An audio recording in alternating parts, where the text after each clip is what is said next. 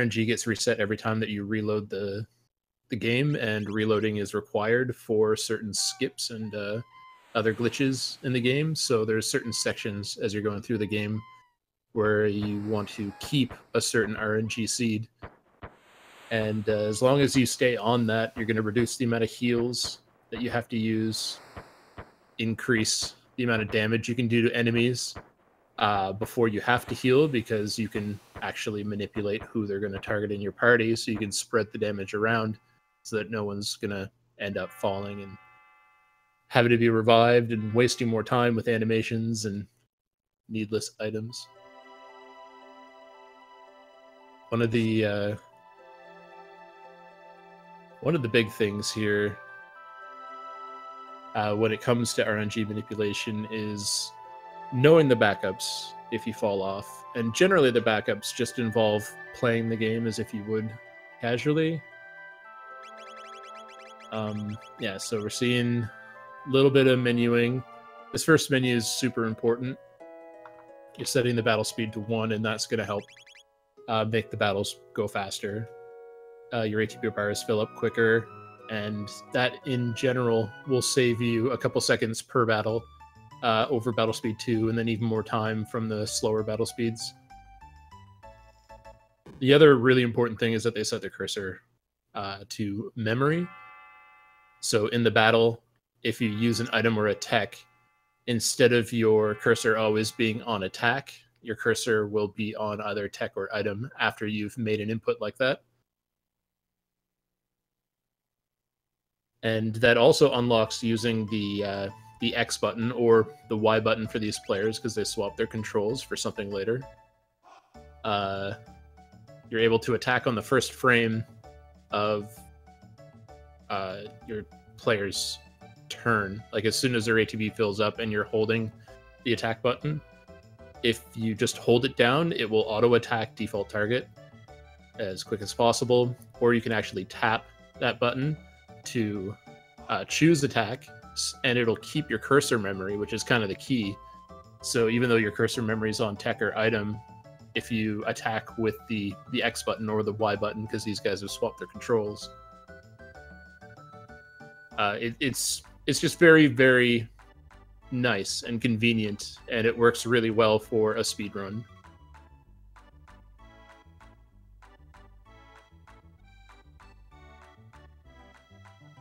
So there was a couple optimizations that SNESWarrior did just in the first little bit of basically tech smashing, which put him just slightly ahead of Spatula here.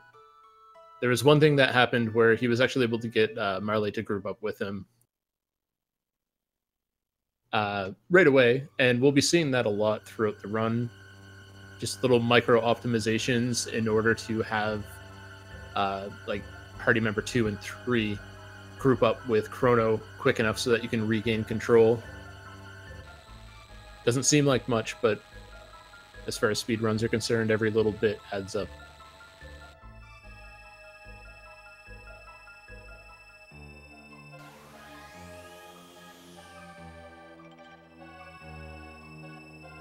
Alright, so we're heading into the first fight here, after Chrono decides to ride on the teleporter to save this mystery girl. And there's been a lot of different iterations of these first couple fights, different ways to approach them, different ways to script them, if you would, choosing who you attack in order to set up the next fights. Originally, in this first fight, you actually want it to get attacked twice because it set up your criticals for the following 2 fights, and it would help you to get a favorable pattern on the Negaets. But now we try to kill those guys without taking any attacks, which on the surface saves time, and with a little bit of trickery in the fights afterwards, we're actually able to still progress the RNG to where we need.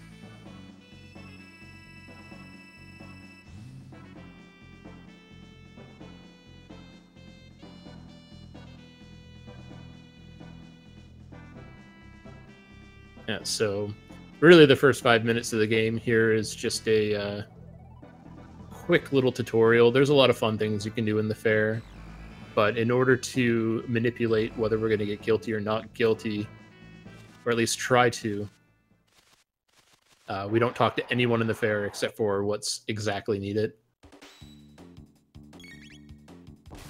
All right, nice first input from SNESWarrior. You actually want to attack the non-default target in both these fights.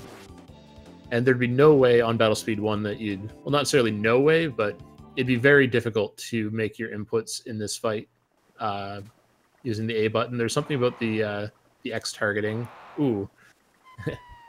So yeah, we're coming up on Bird Skip, and it looks like SNESWarrior tried to go for it really quickly, and he ended up... Oh, Spatula's actually stuck inside the guy. There we go. So we got sync. That's hilarious.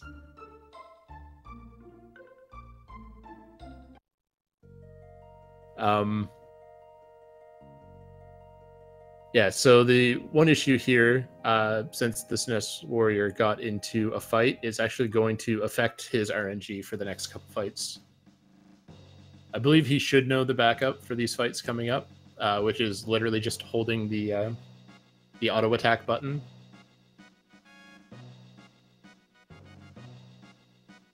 The problem is when you hold the auto attack button, it doesn't manipulate the enemy's attack AI at all, so you're going to be getting some attacks, and it's not really risking death, but it's extra animation and extra attacks that Spatula shouldn't be getting at all.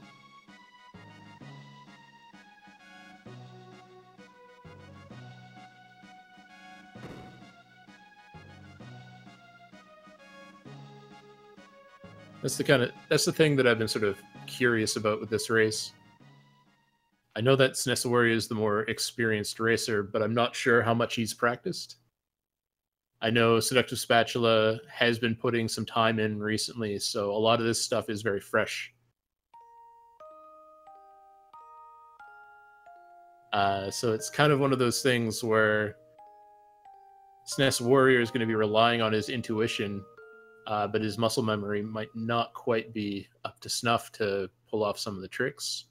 Whereas Spatula is probably very aware of his current, like, in-shapedness, if that's even a word. He's aware of his current, like, abilities, so he's not going to necessarily push past that. As far as, yeah, mistakes, SNESWarrior got into one extra fight. So he's going to have to just suffer with a couple enemy attacks in the next couple fights. It's funny because these fights aren't actually required. They're easily skippable battles, but we're going to fight them in order to learn Fire Whirl. Specifically Flame Toss on Luca. Chrono's going to learn Cyclone in the first fight. But those two techs together going to give us the Fire Whirl tech, and we can use that to a very strong advantage in the Nega-Et fight.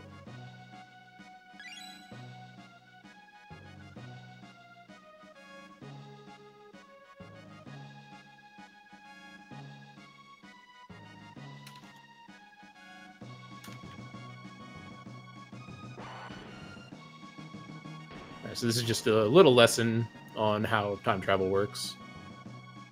But we all know that. We've played this game at least once or twice.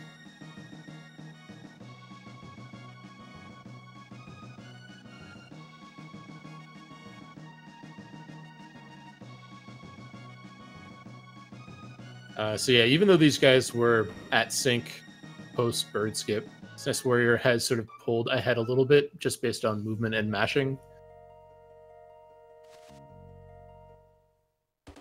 But that lead's going to quickly go away.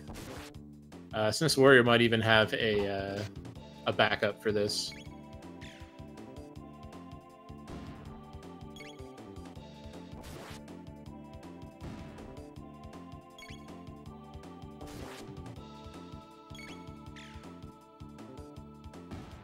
All right, and just like that, we're back in sync.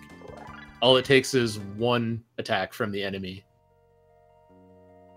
and you lose that little bit of time. Oh, okay. Spatula's fighting the fights here. That's interesting. I don't think it's really going to matter that much. He's still getting the overkill, which we can see on SNESWarrior's screen, maybe. Spatula targeted an enemy that would die from the first attack with both players. And that causes the RNG to jump ahead a little bit. And generally it doesn't matter too much, but here it is going to matter quite a bit, at least for Spatula. SNESWarrior got into an extra fight, so he was already in a later window.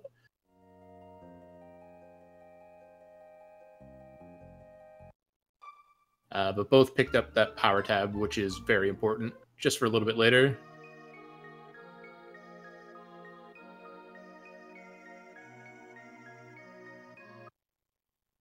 All right, so let's see if SNESWarrior got himself into the right window. An attack from Chrono will increment the RNG just enough that these Nega-Ets will all decide to move in for attacks. If you notice, just a slight difference in movement between SNESWarrior and Spatula, but that's just the variance in your starting value. Once this battle ends, they'll both be on the exact same value, and their fight should go pretty much the same from here on out.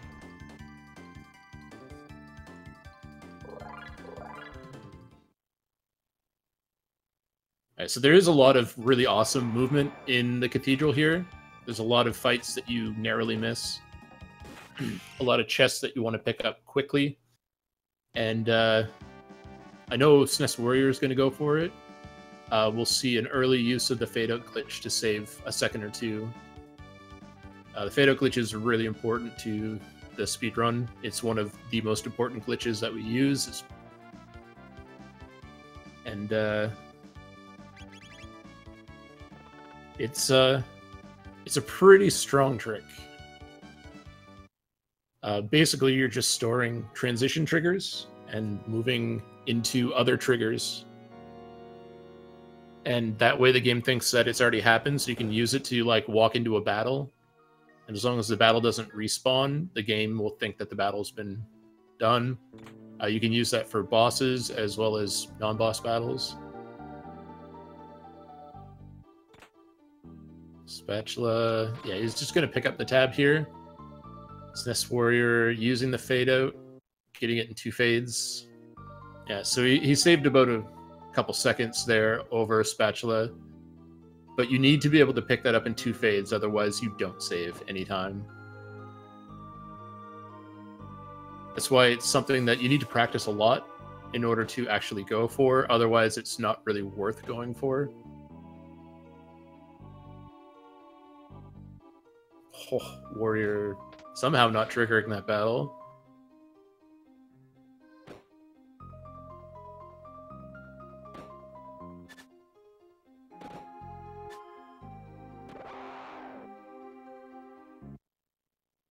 All right, here we go. So both players should get a crit from Frog here. Yeah. And that's because even though they started the Nega-Et fight on a slightly different value, the game will lock you into a specific battle value no matter where you are at the start of the fight. And since they both ended that fight in the right window, that means that crits are going to line up for them for the rest of the section. Although this is really the last fight of the section before we do a reload. Spatula showing that he can play the piano without even looking. It's pretty amazing.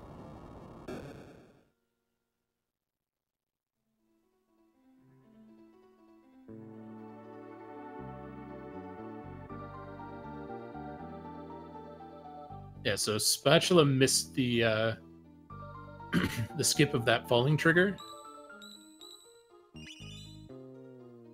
Backup saves for both. So this is another instance of the fade-out glitch, where you're going to walk into a transition, open and close your menu, and they're going to do what's called the on-equip glitch on Luca. Give Chrono the Steel Saber, the Power Glove. Yeah, SNESWarrior pulling quite a bit ahead here because of menuing.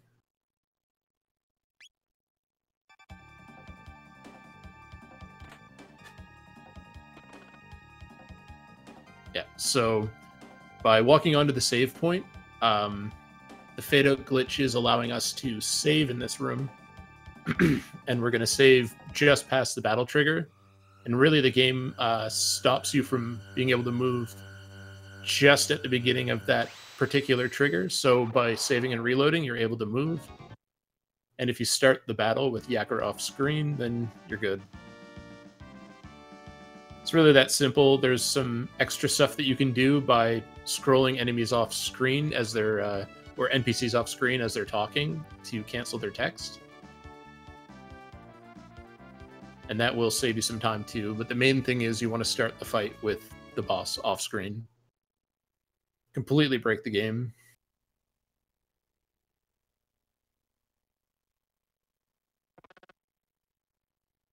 So yeah, SNESWarrior's execution on this particular skip pulled him ahead by a good 10 seconds here, 10-15 seconds.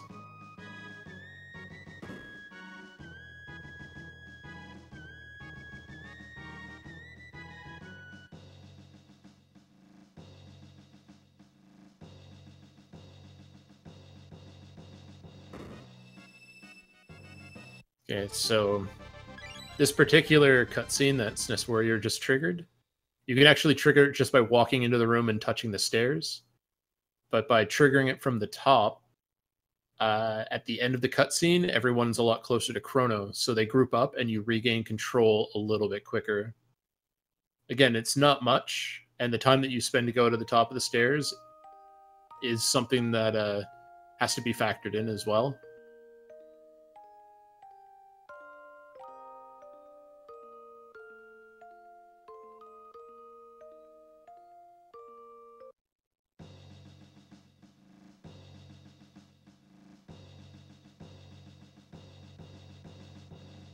All right, so we've saved the princess.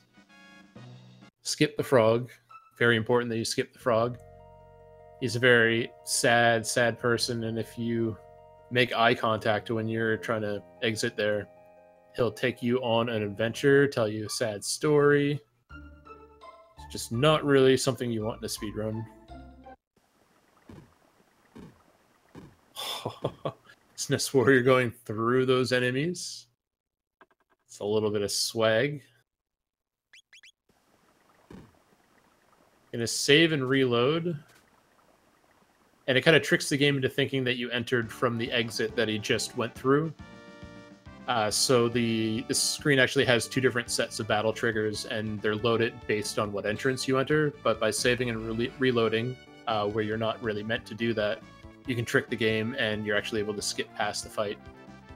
Kind of serves two purposes. A, you skip the fight, and you save the time from having to run away from it. And B, you also get to set your RNG to the exact value that you want for the section after the trial coming up.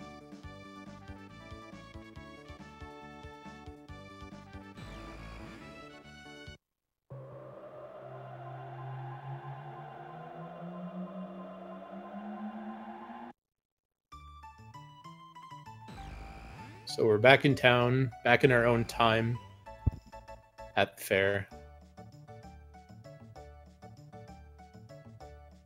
What is there to do? Obviously, we're going to take this girl back home.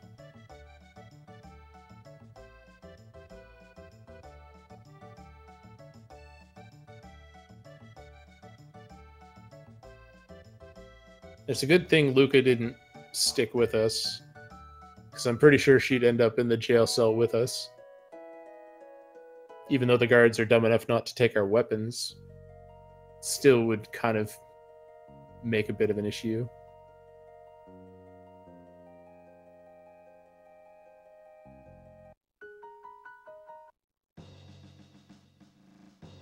All right.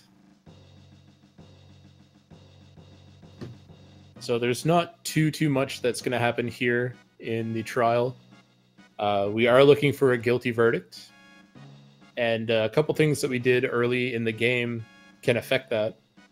Remember how I said that we didn't want to talk to anyone but what was necessary at the fair? Well, if you, for example, eat the old man's chicken, if you talk to the young girl and don't find her cat, Even talking to Marley before you pick up the pendant, it's going to affect how these jurors end up choosing their verdict. The choices that we make don't quite get us all the way to a guilty verdict either, which is about 8 seconds time save just on text boxes, essentially.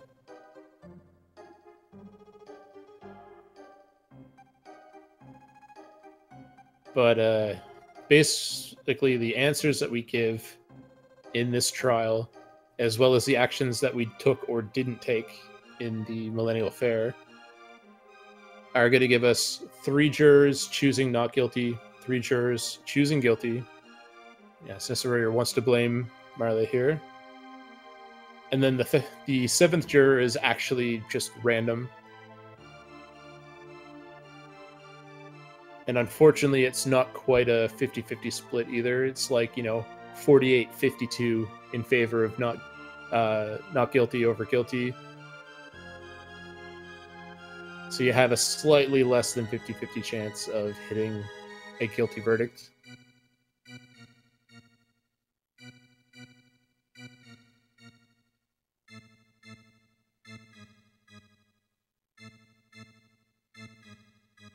Yeah, the next section of the game that these guys are coming up on is quite tight. Hey, we got a guilty verdict on SNESWarrior's side, so he's not going to lose any time. Now it's really up to Spatula to get lucky as well, so he doesn't lose any time versus SNESWarrior.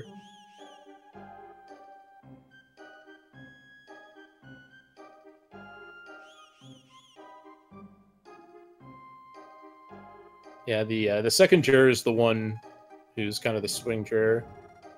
Not guilty. Wow.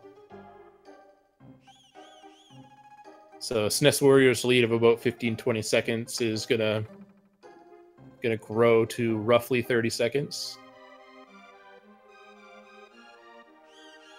It's not too big of a deal here. I have a feeling, just by the way that he's been playing tonight so far, he's probably going to go for some relatively risky guard knockouts. The big thing with the guard knockouts coming up is if you fail them, you have to follow backup strats for the boss, and they're just a little bit slower on top of getting into a fight.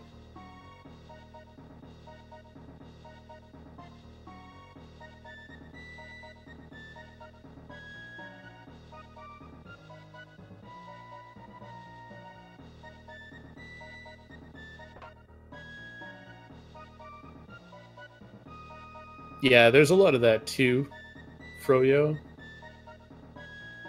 If you eat the old man's chicken, there's a whole extra scene. There's a lot of different stuff that you just want to avoid. So yeah, SNESWarrior avoided the entire conversation of, oh, I didn't hear about an execution, and the Chancellor giving that guard a good browbeating. Okay, nice to see that safety save from SNESWarrior.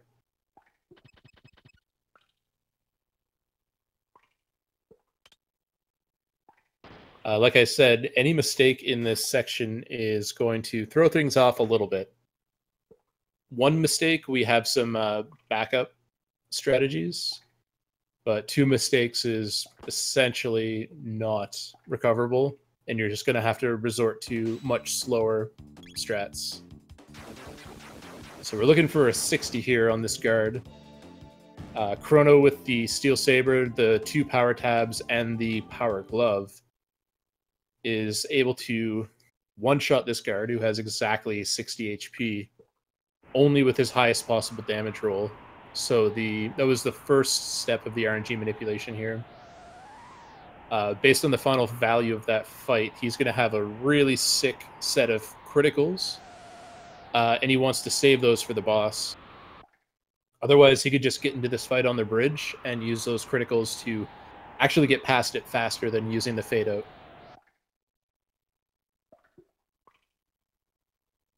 I'm probably going to see SNESWarrior pull even further ahead just based on fade outs. It's probably one of the easiest things to lose time with in this game in terms of speedrun strats. It's really hard to get an optimal fade out, and it costs you a whole bunch of time trying to push it farther without failing. Oh. That seemed a little iffy. I wasn't sure about that. One more fade out glitch.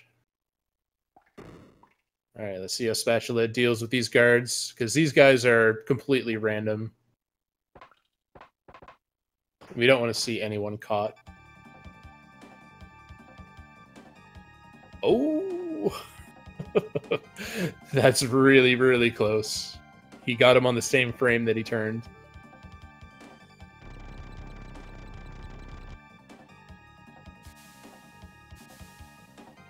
All right, so both runners should be having the exact same fight on the Dragon Tank. They've made it through, preserving their RNG seeds.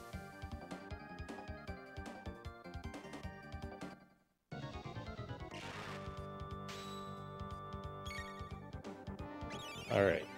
So this fight, the way that it's currently scripted out, pretty much every single input that you're making during the fight happens during animations. Since we're playing on ATB wait, if you were to pop into a tech menu or an item menu, the entire battle stops. And that's something that you want to avoid because that's just strict time loss. So by being able to buffer all of your inputs during animations, you prevent any possibility of losing time. We should see a pretty sweet trick here. We're going to do a Cyclone and wait in Luca's menu. Pop out just enough time that Chrono's Cyclone takes precedence. The head already has its turn up, but it hasn't chosen its target. And so we're actually able to sneak Chrono's turn in. If you were to just make those inputs without doing the little menu trick, the menu wait trick, the Dragon Tank head would get one extra attack and attack Luca. It's not really fatal or anything, but you're skipping the time it takes for the enemy to make that attack.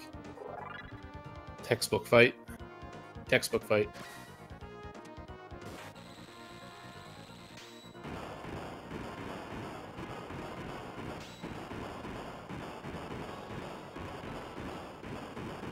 Yeah, I think we're going to see... No, that worked for Spatula too.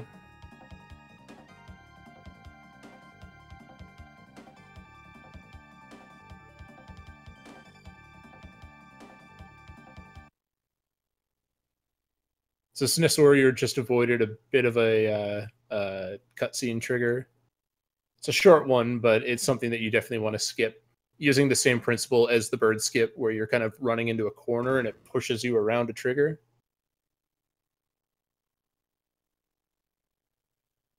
All right, so this is awesome to see. Both runners are pretty close. I guess the next really big decider is going to be Lab 16 and the Slime RNG. Otherwise, both these guys should be seeing the exact same battles, unless one of them gets into an extra fight, which is very possible. I don't want to commentate or curse them. If I say it soon enough or early enough before they actually are at the section, there's no way I can curse them, right?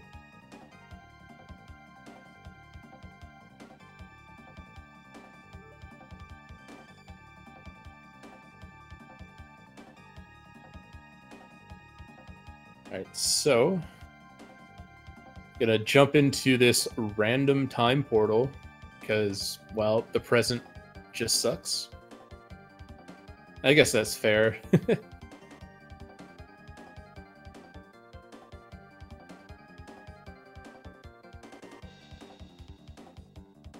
And I don't know why, but I like the sort of on-edge pose that they all take as the Chancellor runs in. I've always thought that was a really nice touch.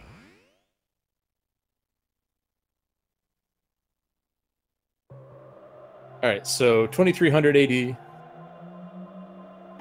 This has quite a few actual like gameplay sections to it.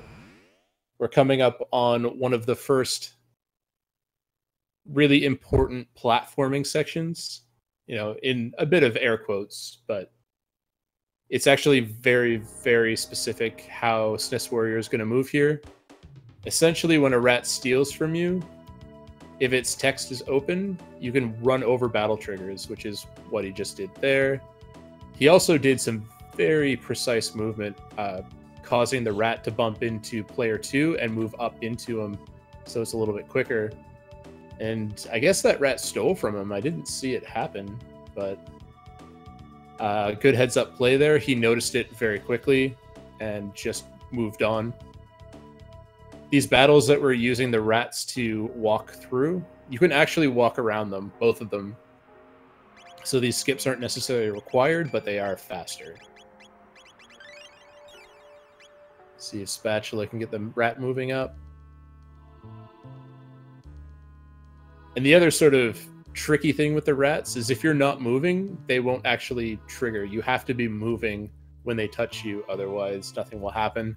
And you'll see this with a lot of different enemies throughout the run, mainly in Magus' castle. But you can use it pretty much anywhere as long as you're not moving. You can't get into the fight with a enemy-based battle trigger.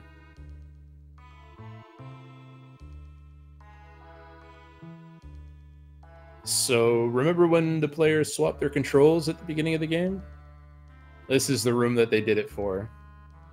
This is where you would normally fight the Guardian fight, but with a simple fade out, you can skip this fight. Super easy, right? Except for the fact that if you press the X button in this room, you'll get into an extra fight. And luckily, it's just strictly bound to the X button and not whatever the X button is bound to. So by swapping your controls, you have access to open and close your menu without triggering the fight. Normally, the X and Y button will give you different menus. The X button will open up your character menu where you can save and equip and use your items. And the other menu is the character swap menu. Both menus are usable for the fade out glitch, but we don't have access to the character swap menu until we beat this section of the game. So we're forced to swap our controls.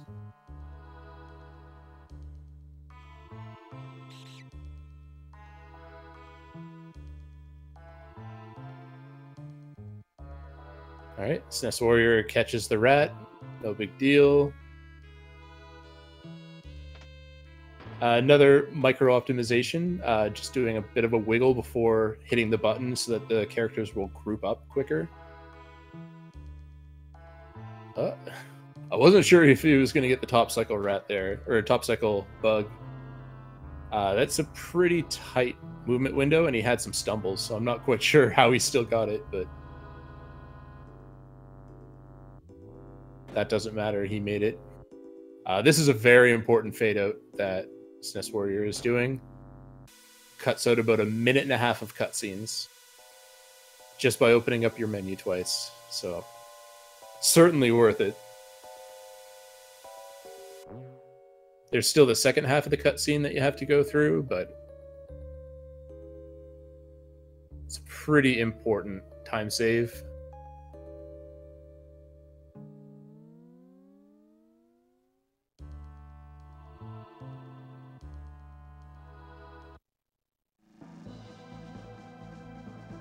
All right, so next up, Protodome, as the two players high-five in the doorway.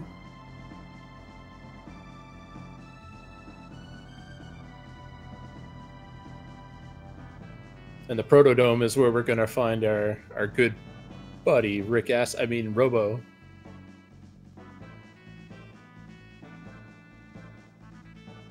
SNESWarrior going to go through the mid-cycle rats? No. He couldn't have stopped any closer either. Yeah, so these two runners really aren't that far apart. It's going to come down to Slime RNG as the next kind of equalizer that they're going to go through.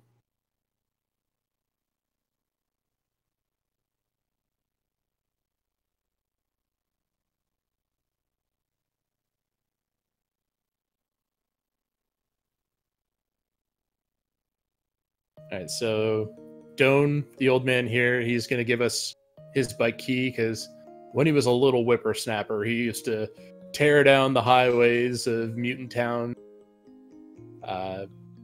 being a rebel or something, however that works. But now there's just too many mutants, and he's too old. Can't do it anymore. The air is too toxic or something. But we're young and healthy. We're healthy-looking kids. We're able to ride motorbikes or futurized hover bikes. This kind of looks like a full-fledged hover car, but we'll let the game have it. It's a bike.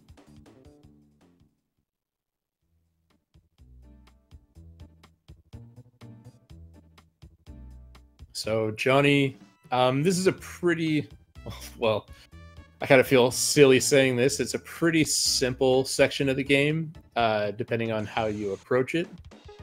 I actually lost this race in my race last night. Luckily, my opponent did too, so it wasn't a factor. But you lose about a minute if you fail the Johnny race. Main thing that you want to do is use your boost with about 30 or 40 left and not boost into the back of Johnny, and you should be able to win.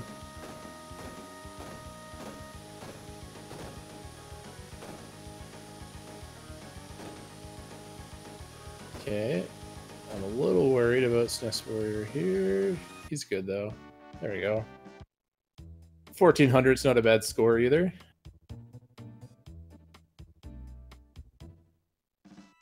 So 3647, he's out of that.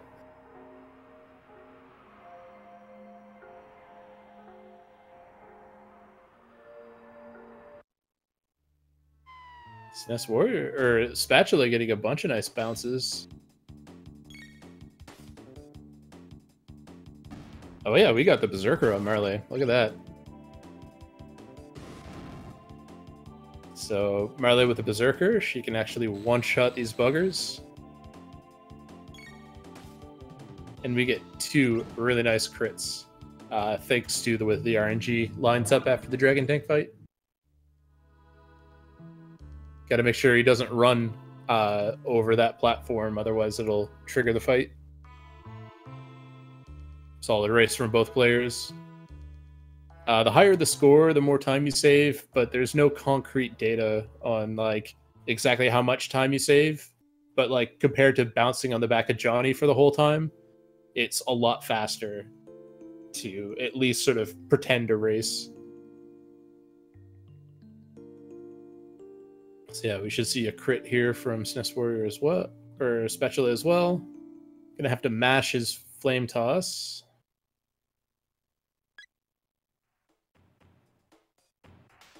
There's a bit of a mini optimization there where you can actually, press the auto attack button once with Chrono, and if you wait for the first enemy that Marley critted to die, just as he disappears, you can confirm the attack of Chrono, and it'll bring up Lucas' turn, and you're able to do your menuing for Lucas' Flame Toss while Chrono's doing his attack animation. And it's just another one of those situations where you're buffering your attacks during another animation so you don't lose any time fumbling in your menu while the battle's just kind of waiting for you. But the other issue here is if Chrono gets attacked, he's going to die. So if you haven't picked up a safety revive, and I actually don't remember if either of these racers picked up a safety revive. Kind of assume Spatula would, but I don't remember if SNESWarrior did. There's a free one that you can get in the Cathedral early game.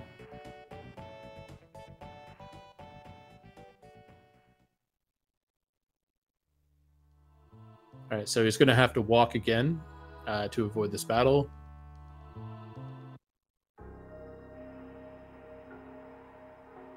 And we are onto the factory. Now that we've got our best bud Robo.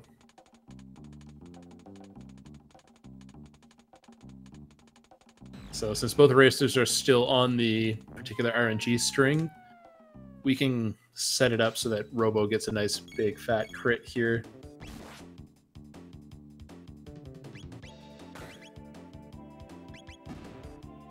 And he's also going to set Luca onto mid-tonic memory, just in case he needs to use that for the R-Series fight coming up.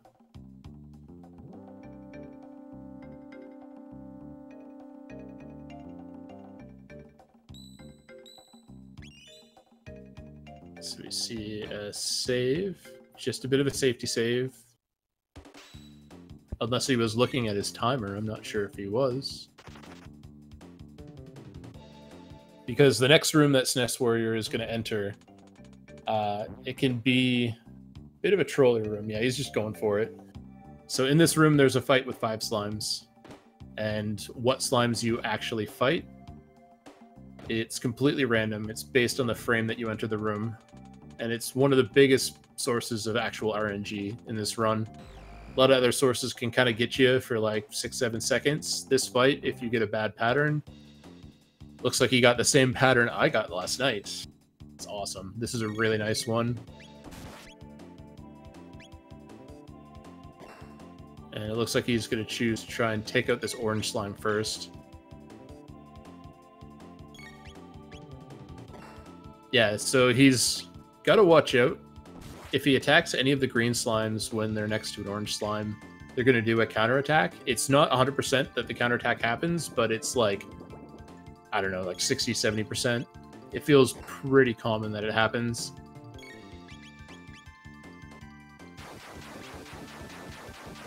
So he got a good slime pattern, but he's been getting really bad damage rolls on this orange slime. Just nothing but ones.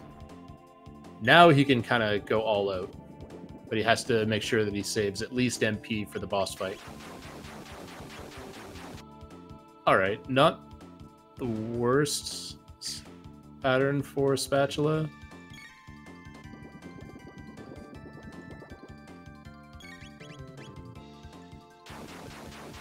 Ah, shoot, that only hit 2? That was supposed to hit 3 for sure. Hopefully Robo can finish this off. Oh yeah, nice crit.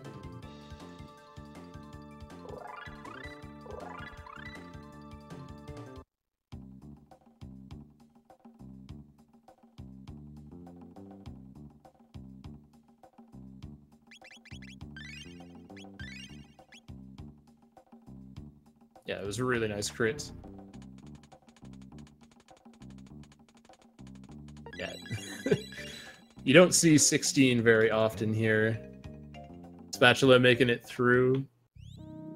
I'd say this fight's probably pretty much equal for both the racers, unless he gets some... No, he's getting some awesome rolls. Yeah, so Spatula's rolls were a lot better, and I'd say both fights are about even there.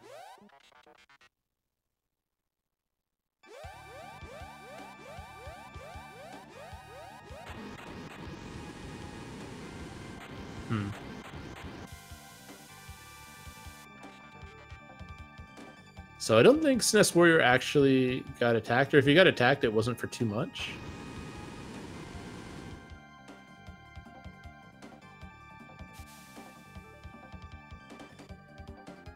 But it's one of those things where you should probably heal before the R-Series fight, at least in a race. If you're going for a PB, you can kind of choose not to quite go that fast.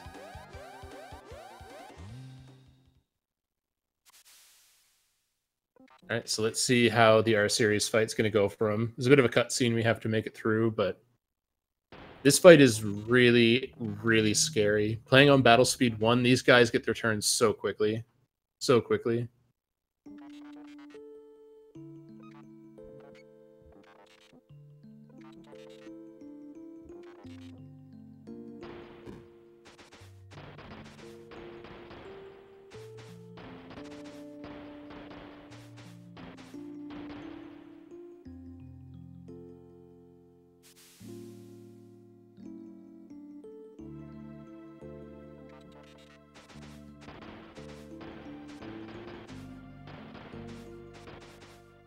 Yeah, these racers aren't that far apart.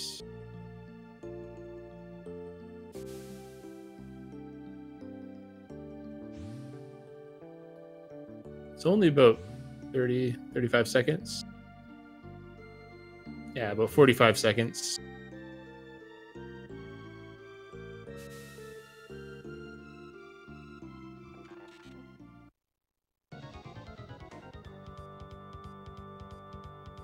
Alright, so this first Cyclone, he got it in before the back row punched. He should be okay.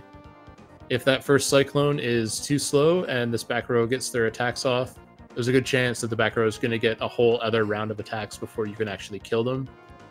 Not only is that slow, but each attack is about 30-something damage. You're talking about 90 to 100 damage. Looks like SNESWarrior just decided to go for it. He's going to buffer his second Cyclone instead.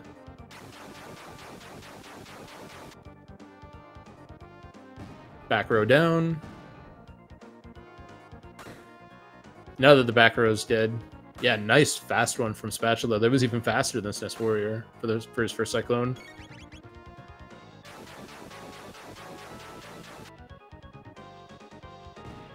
Alright, things are looking pretty sharp here on both sides.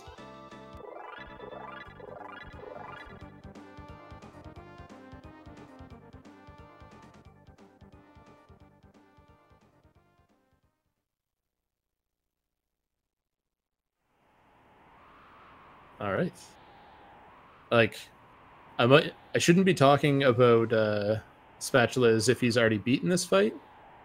Looks like the back row is actually getting an extra round on him anyway, so he's got to be a little careful. They all hit Chrono too. Uh-oh. Okay, you need to take them out ASAP. Oh god. Oh god.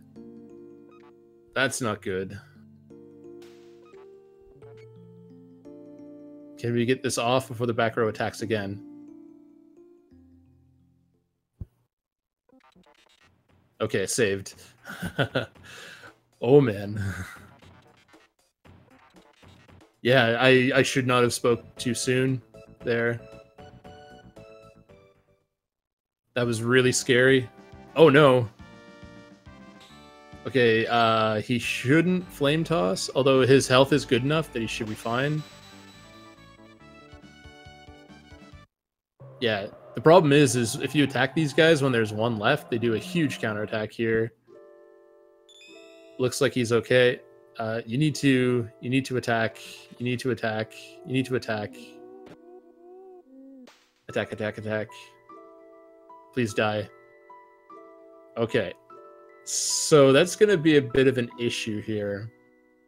He made it through the fight, so hooray. Awesome. The run continues. But Luca just missed out on 2.5, 3 levels there worth of XP.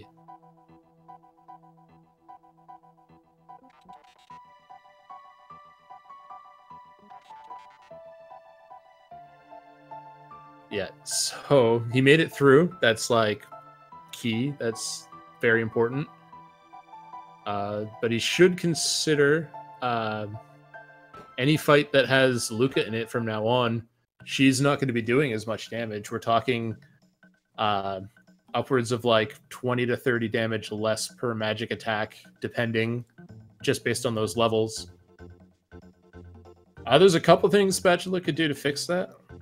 But it all involves like fighting extra fights. And it's hard to say whether it's actually worth it to do that or not. But it's very important that he realizes that any scripted fight that he's going to be using Luca in isn't going to work the same because she's not doing that much damage. So even just buying like some extra revives and mid tonics to be able to heal if need be, that safety revive on Spatula's side was very, very key to making it through that situation.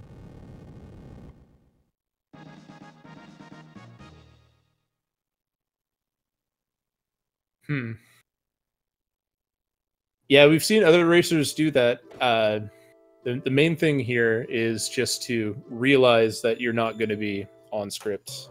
Even if everything goes right, some enemies need to take like X amount of damage to have their phase pushed to the second stage.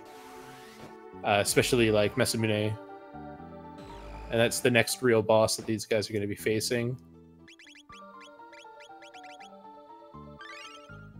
It's just where you're doing some cake and dash. Saves a little bit of text.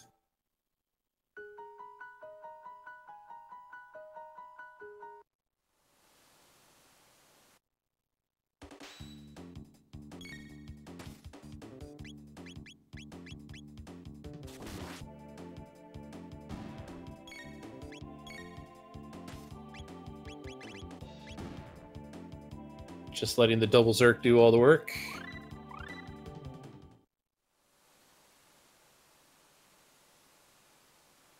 I'm actually a little bit curious. I believe SNESWarrior does the Firewall strat in prehistory. So I'm not even sure if Marley needs to be in for this fight. You could probably swap Robo in instead. And then you don't need to fight against the Berserker here. Because running away before this Berserker goes off is actually quite difficult. It's not impossible, but it's harder than it looks. Let's put it that way.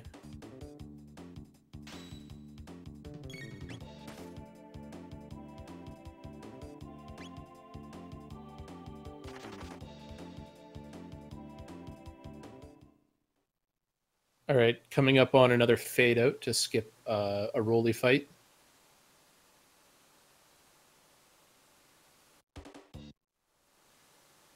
That was a really nice optimal fade out there. Another corner push movement to avoid a bat fight.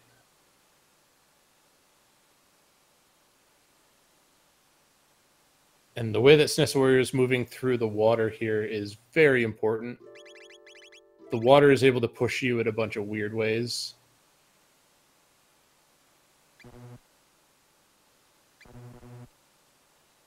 Where's the save point?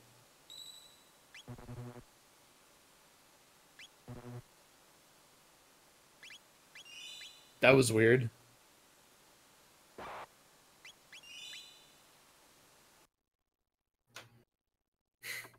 That was really weird. I'm not sure what was happening there.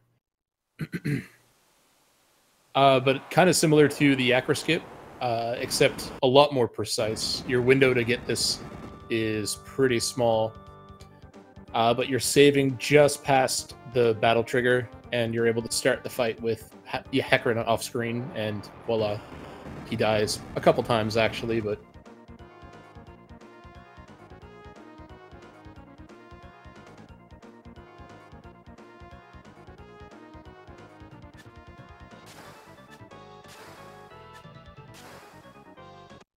all right, so Hecarim skips down.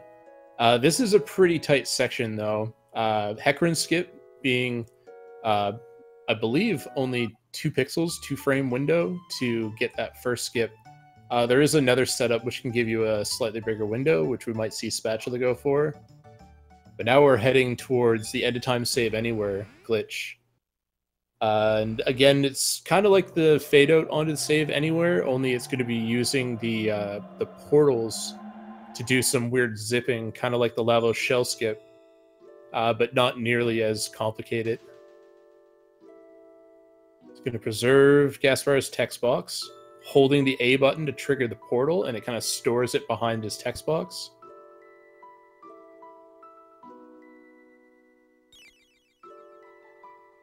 Pausing to get the right frame, and it looks like he didn't quite get that frame.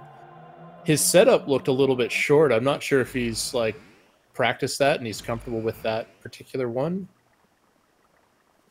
But normally I walk all the way to the post to get that. Spatula having no issue with this Hecarim skip. It's nice to see. The Hecarim skip is something that newer players can kind of struggle with a little bit with how precise it is. So yeah, SNESWarrior, because he didn't get the save anywhere there, he's going to have to pop into the Cathedral to pick it up here. Doing it the same way that we did it for the Acro Skip, where he just walks into the transition, opens and closes the menu, and then walks onto a save point.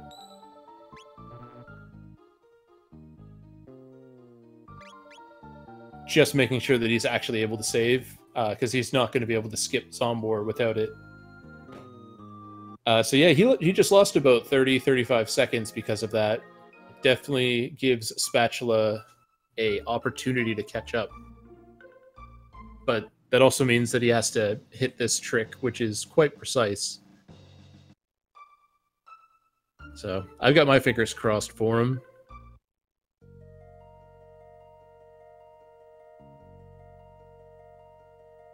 So yeah, talks to the old man.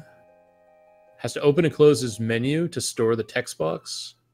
and then store the pillar behind it. It's going to walk in a very specific way.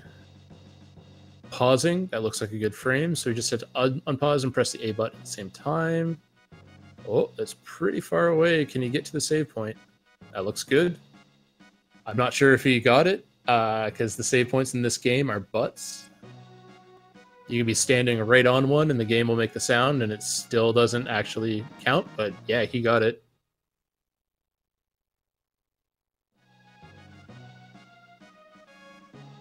So yeah, he just gained about anywhere between 25 and 35 seconds. I kind of aim on the lower end, just based on the difference between execution, but he's still in this.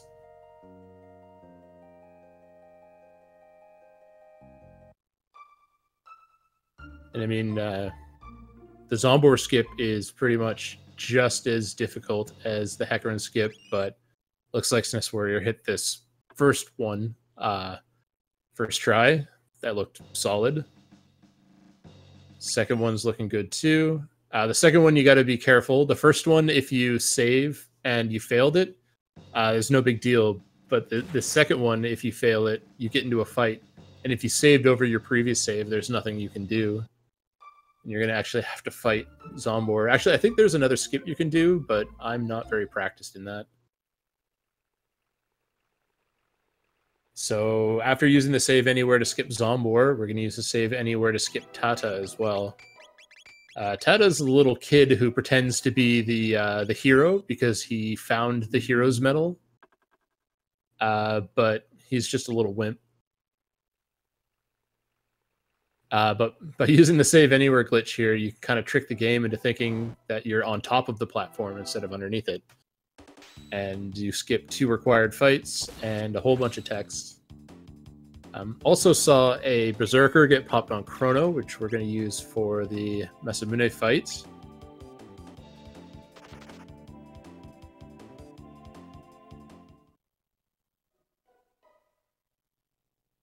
Spatula, no, he just missed the first one. That looked really close. So you've got to not be running for about 3 to 7 frames. It's not that much, but it'll get you set up to make it over the trigger.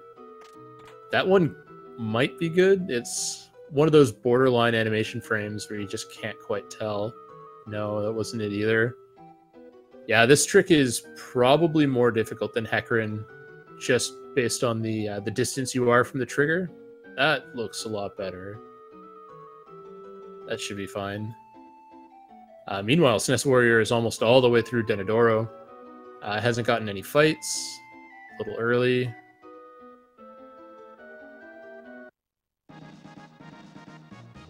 So the power tab we got with the jerky.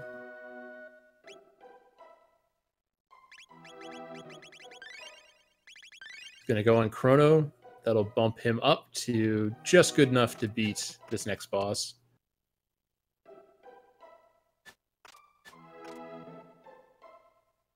Spatula having a bit of issue with this this second skip.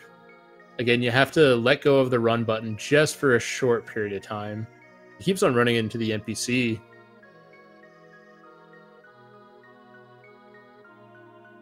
All right, that's looking better. That should be fine. Yeah, Spatula can breathe a sigh of relief. He's skipped the Zombor fight. He's going to leave Ozzy and his disappearing, reappearing bones. And no safety shops from either of these runners.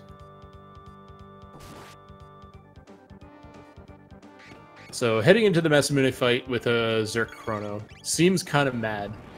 If you think about it, in the second phase, the only way to break him out of his counter is to hit him with a slash attack from Chrono, and well, Chrono's Berserk, so he's not able to do that. Luckily, if you do 1800 damage to Masamune, he jumps into his second phase and skips going into his counter phase altogether. So the extra damage that you get from the Berserk is going to help push that phase and skip his counter.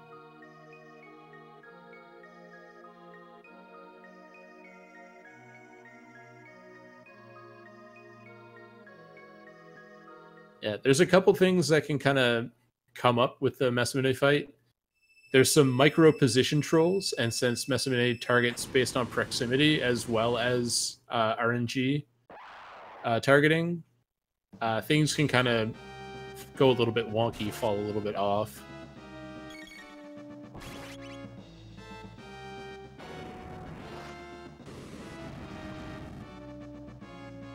Yeah, so we're seeing the newer strat, which saves quite a bit of time, but it does have a couple branches that you have to watch out for.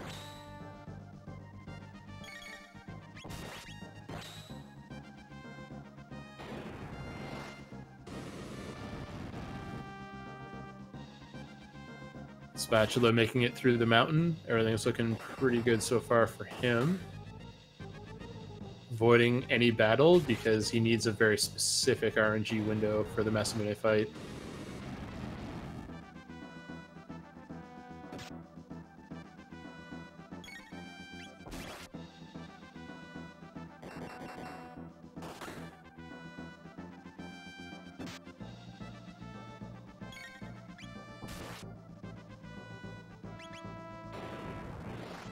All right.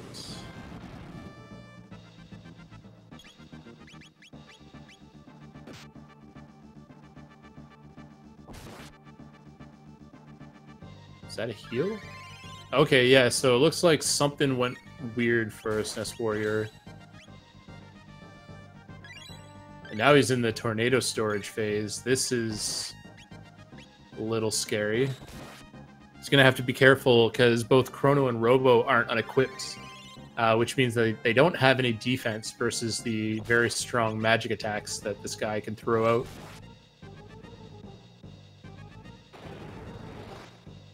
Luca, on the other hand, she is fully unequipped, so her magic does more damage. And as you can notice, the slash pretty much does no damage to her at all. So yeah, we're going to have to see a Cure Beam on Chrono, otherwise he's toast after this main attack. Interested to see how SNESWarrior is going to handle this. He doesn't have any revives, or he might have one revive, but he's already out of like tonics and stuff. Oh my god, Robo survived? Okay. Now that's what you call dealing with a fight that goes wrong. I'm very impressed. He got a little lucky there, not gonna lie. Everyone gets full experience.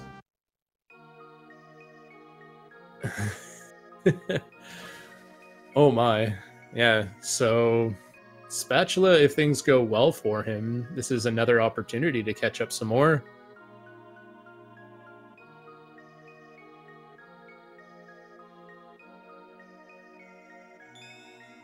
And yeah, we see Spatula going for Fire Punch strats here. The main difference between the two strats that SNESWarrior and Spatula are doing is with Fire Punch, you're reducing the amount of inputs that you have to make, so there's less chance of the fight going in a weird way. The issue here is that Luca is still under-leveled, so she's actually going to die from the next attack that Masamune does on her. Should be... Ooh, that's a wind on her as well. And we've already seen the revive get used. So this is going to be a solo Chrono and Robo fight. I have a feeling that Chrono's going to be doing all the work and Robo's going to be doing all the healing.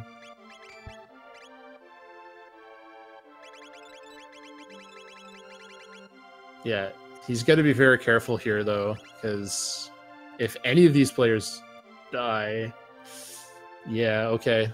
So we saw a reset.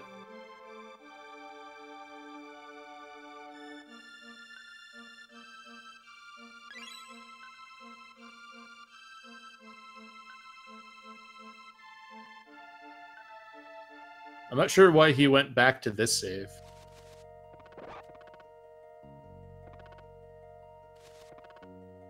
Oh, I see. Yeah, that's real smart. That makes perfect sense now. So he's going to do the safety shop. Or not. But yeah, I agree with popping into the shop there. He might benefit from going into his menu and organizing his items.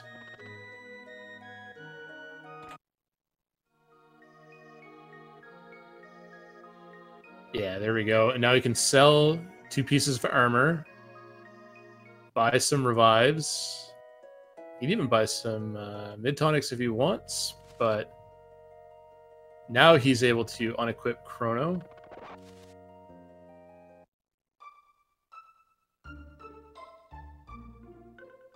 And he's going to take the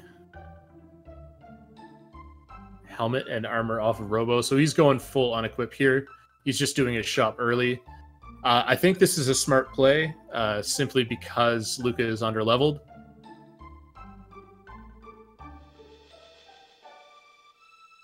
SNESWarrior seemed to be wandering around there a little bit. Kind of in a daze or something, I'm not sure. But he's beaten Masamune, so he's off to talk to Melchior now that he's done the whole frog thing.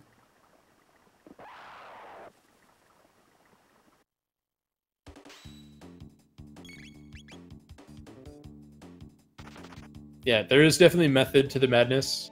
Being underleveled, he's searching for Fiona.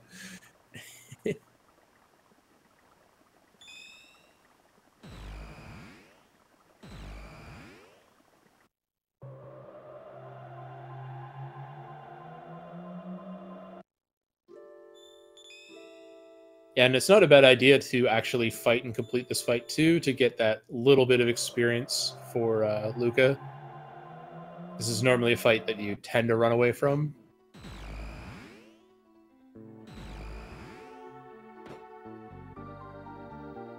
Alright, so SNESWarrior, he's gonna go talk to Melchior. Melchior is gonna tell him that he needs some Dreamstone if he's gonna try and fix the Masamune. And, well, it doesn't exist anymore. Luckily, we're time travelers, so we can go find some.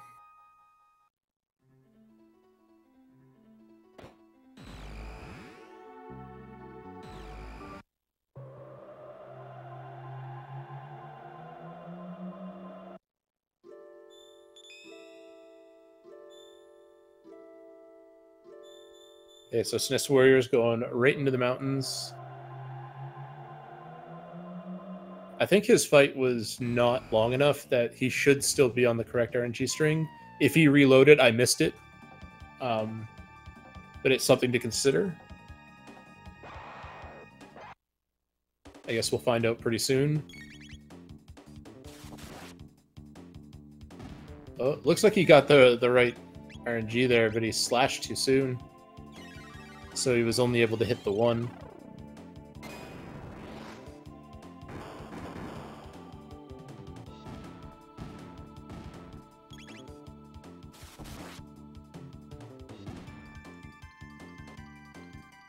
Alright, so try 2 for Masamune on Spatula's side. This time these characters are going to be able to take a lot more of a beating, because most of his attacks are magic-based. The physical attacks will hurt a little bit more, but we have revives now.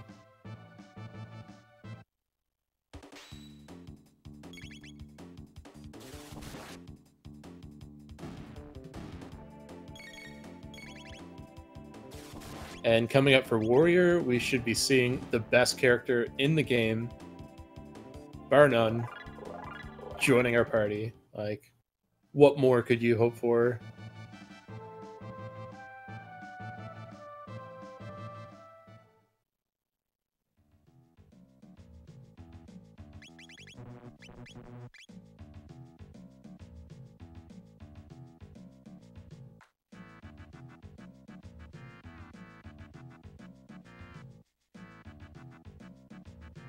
Yeah, a little extra rocket punch because he's probably not going to die because Luca's underleveled. Again, a good demonstration of heads-up play. And that's really kind of important as a racer, is to understand that when you are off, or if like things aren't going to work out based on the script that you entered into, how to sort of deal with that and move forward.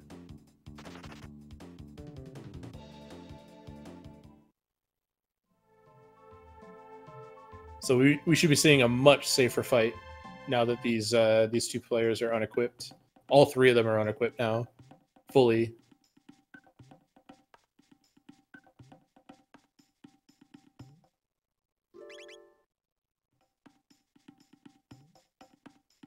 SNESWarrior almost going dancing, but making sure to swap Marley out of the party before going to Ayla's soup drinking contest. If you think about it, parties haven't really evolved in the last 650 million years. All you do is get together with friends, eat some nice fish, and drink lots of soup.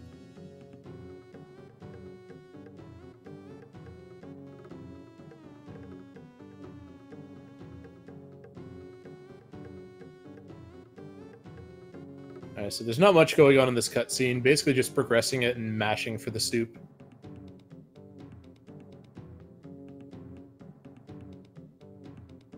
Did Spatula actually unequip Chrono?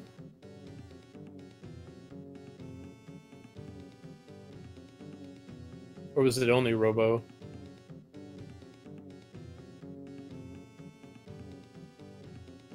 Looks like it was only Robo.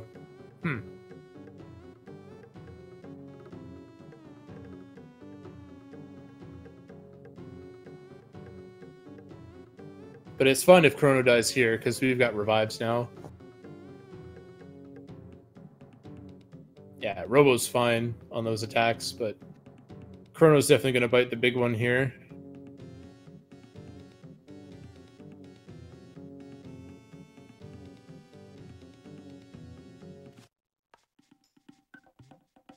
I hate that.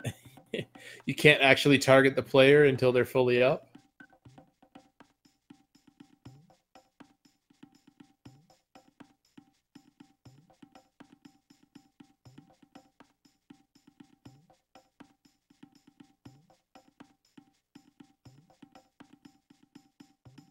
Okay, so gonna get Chrono up.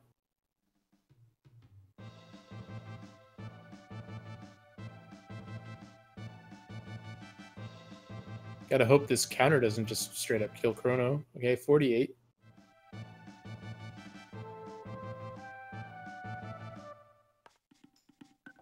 And SNESWarrior has the dream team. Is heading into the forest, gonna fade out Kino.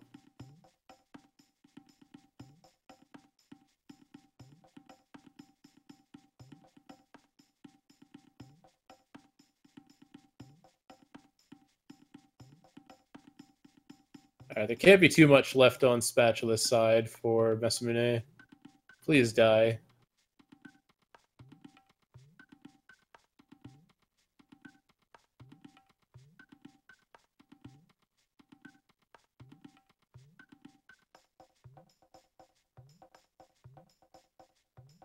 Okay, that's some tornado energy. Oh, and he's dead. Okay.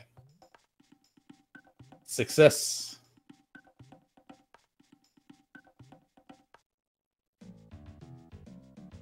Certainly quite a big gap between the two runners right now.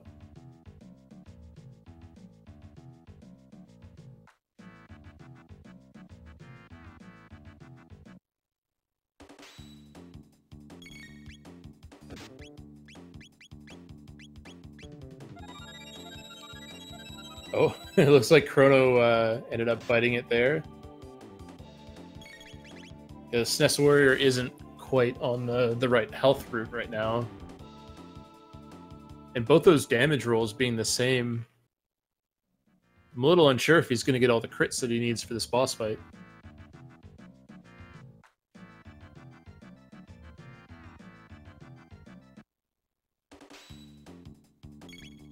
Where are we at now? Both players are in caves, but one player's in a cave in prehistory and the other one's in a cave in the recent past.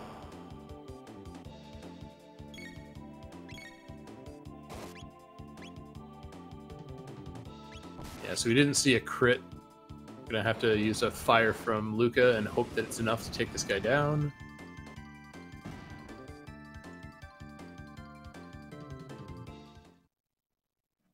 So yeah, we're gonna see a bit of a slower Nisbel fight from SNESWarrior.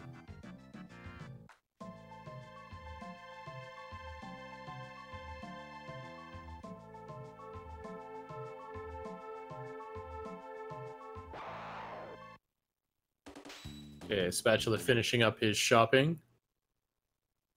Actually didn't see if he sold his armor and helm. That's going to be kind of important coming up.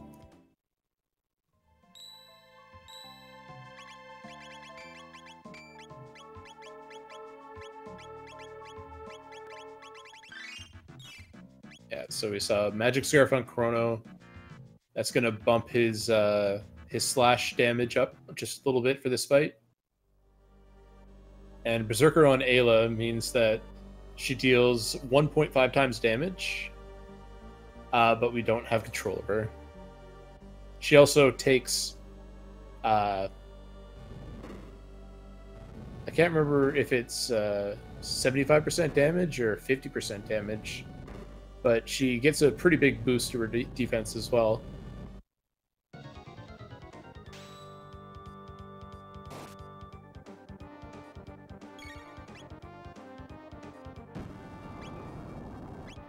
Yeah, that's really strange. Oh, that's right. Yeah, he's not on the right window. So he's just kind of winging this fight. Yo, we got a new on Spatula's side.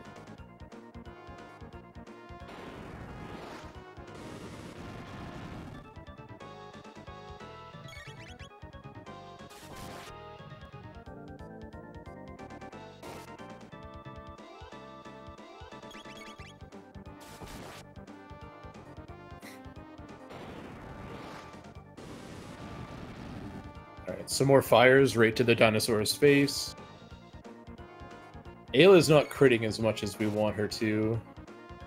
There's almost certainly going to be another phase, yeah. But luckily this fight isn't dangerous at all. It's not like the Masamune fight where if you're off, it's like teeth-clenchingly, nail-bitingly close. This guy just does no damage with unequipped characters. And as long as you keep him in his shocked phase, his only attack is the energy releasing.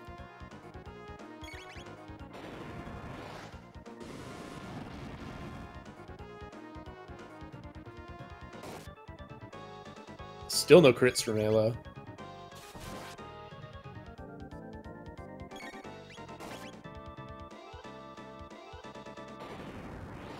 We're almost gonna have to see another lightning from Chrono here. Yep.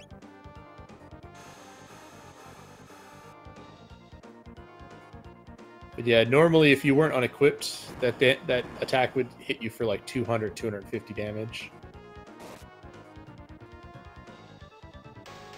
Yeah, he was one attack off. Shoot. But he saw like almost no crits that fight.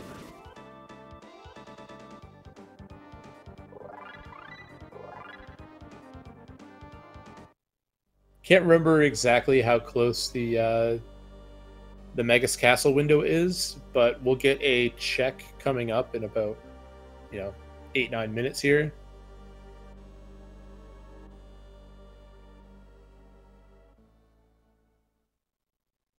So Warrior's got some world mapping and some cutscenes to make its way through.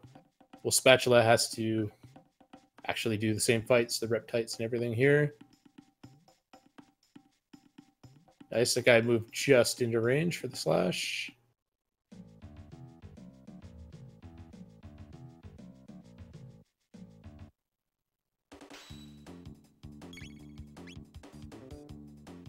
Boom, boom. Antipode doing some work. So these players are going to high five on this screen just a little bit. Although being an entire section behind is not ideal. There are still some mistakes that SNESWarrior could make, which would help Spatula get back up there.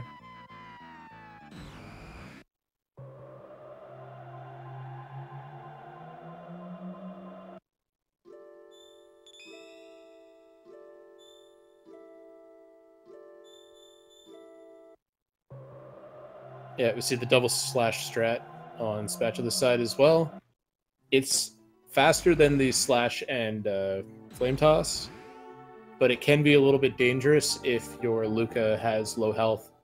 Because if she gets hit and dies, again, she loses out on experience. And the scripting for this whole sort of run is reliant on getting every bit of experience. If someone's dead for any fight, except for like maybe one of the last couple, it's probably going to matter.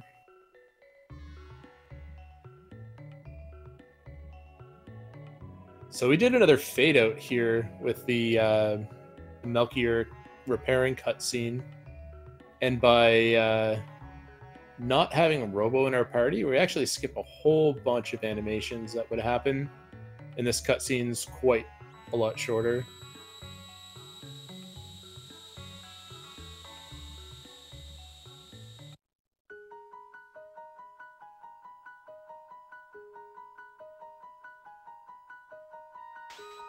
But we have forged the legendary sword, the Masamune.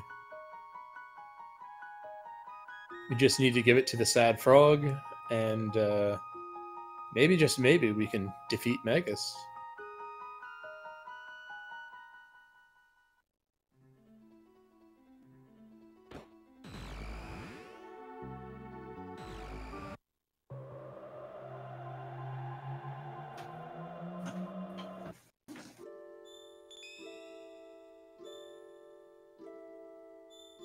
Alright, so Spatula's going to make his way through the cutscene, also making sure not to have Marley in his party to go dancing. So it's very smart of him.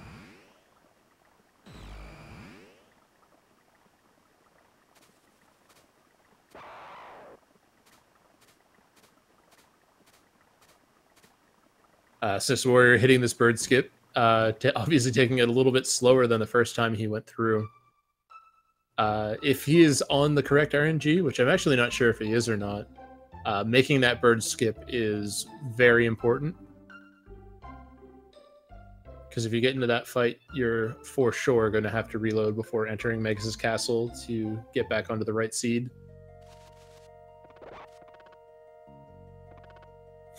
Showing that you don't need to worry about those first frogs. They do not have any battle triggers attached to them. You can run right through them. No worries.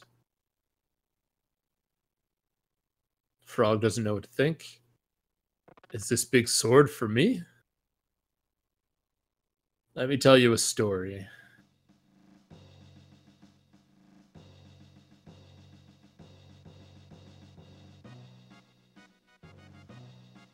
Alright, so Spatula is just about to recruit the best character in the game.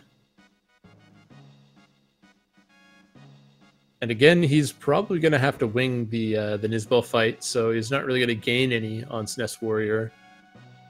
Because Luca is still underleveled by 1 or 2 levels here.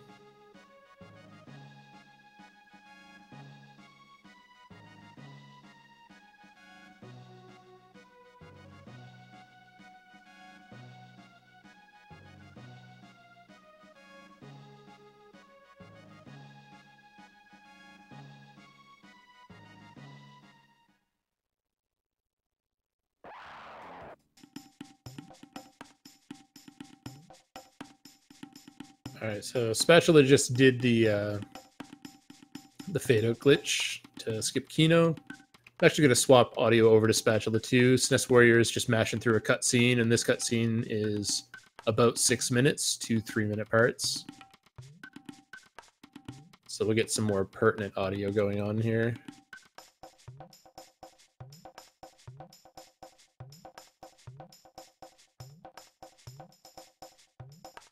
Alright. It's awesome. Made it past all of the fights. There's quite a few fights in this forest section. And we are seeing a safety reload.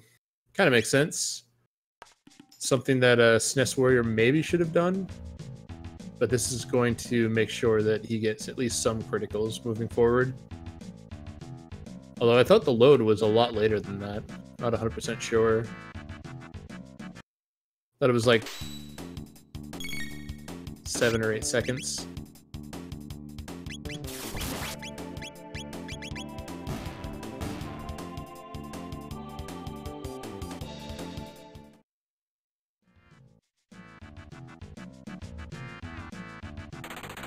Kind of hoping to see a crit from Ayla here, but again, I'm not 100% sure how this is going to work out exactly.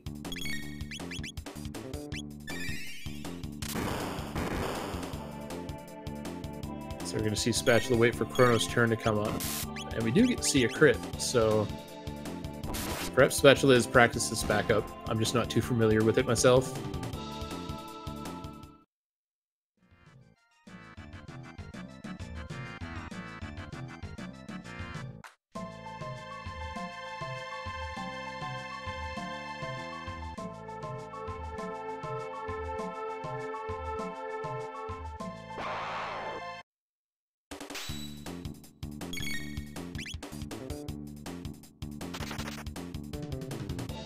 Yeah, I have the feeling that he should be good here.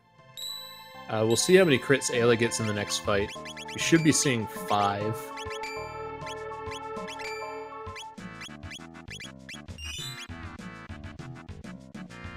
But you never know.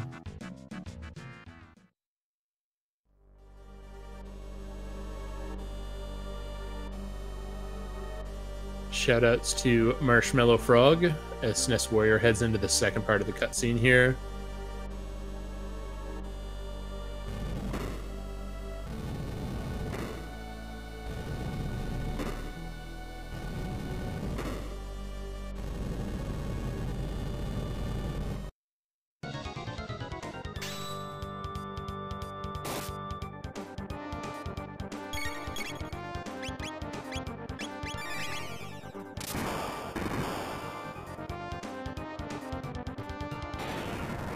Yeah, so far this is looking good. But again, Luca is supposed to be doing like 230 damage there.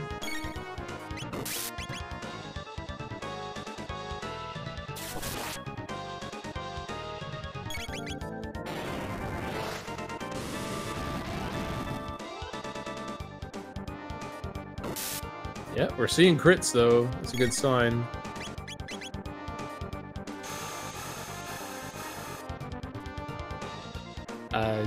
I can almost guarantee that there's going to be an extra lightning cycle, though.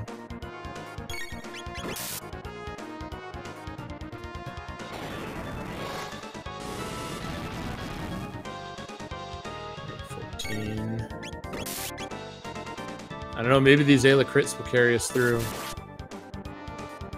And even if it is an extra cycle, it's only going to be like one attack afterwards.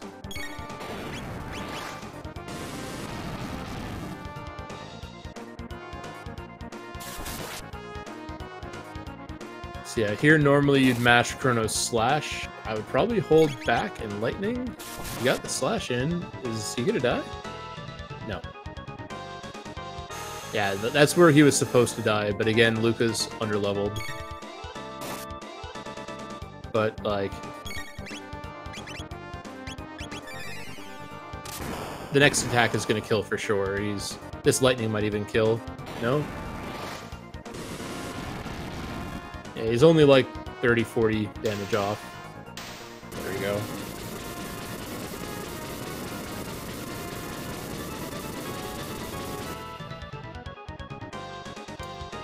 Alright, congratulations. Spatula is now earned the honor of making his way through a bunch of cutscenes that SNESWarrior just made his way through.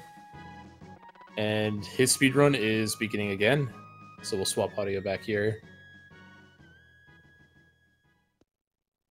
Alright, so he's got to buffer his movements right away. Yeah, SeductiveSpatula was on the correct RNG. Like, everything went perfectly in that fight. He was just shy on damage because Luca was a level under. He's more like 8 to 10 minutes behind, sadly. The cutscenes alone are about 6.5, 7 minutes, and Spatula still has to repair the Masamune before even getting into the cutscenes.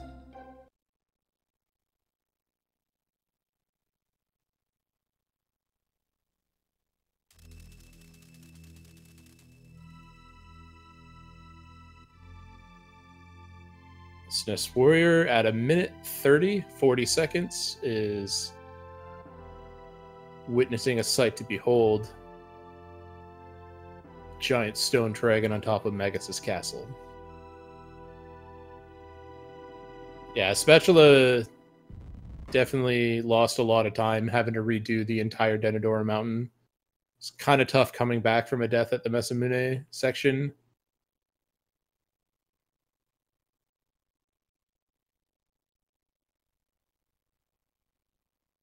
Oh, that's unfortunate. He just got into the bird fight. I think he probably thinks he has to reload anyway, so he's just going to go for it.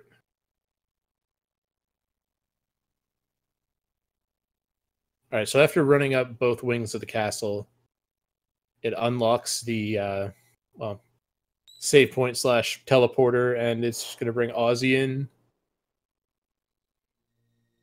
The jerk face is going to laugh at us.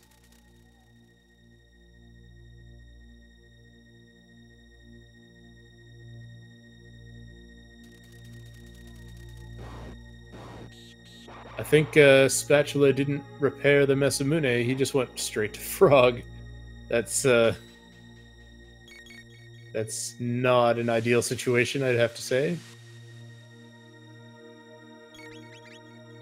Yeah, you got to fix the sword before you give it to the Frog.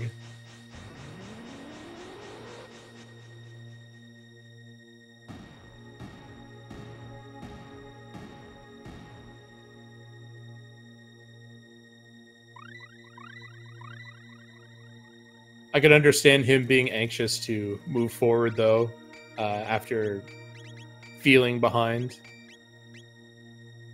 Nice quick menu from SNESWarrior.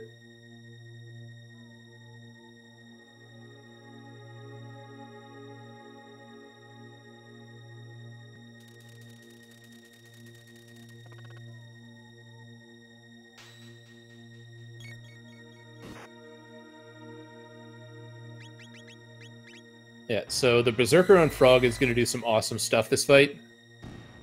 When Frog's wearing the Berserker, a lot of things kind of line up, and mainly his speed and Flea's speed are the same, and the way that the Berserk attack kind of takes precedence over everything, it's going to cause Flea to just kind of choose different targets over and over, and ultimately just not attack any of our party. Casually, Flea, he can be a real tough fight. He can be a real tough fight.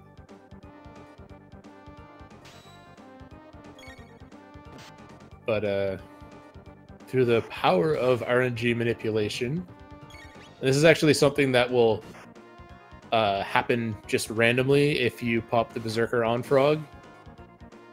But to have it actually last the majority of the fight is kind of the hard part here.